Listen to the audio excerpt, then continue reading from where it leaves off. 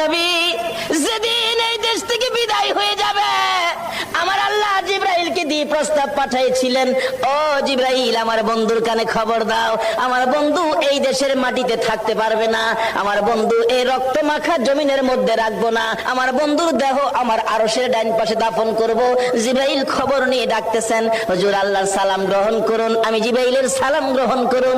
আল্লাহর নবী গো, আপনার দেহ মোবারক আল্লাহর আরশের ডান পাশে দাফন হবে, আপনি খুশির সহিত কবুল করুন।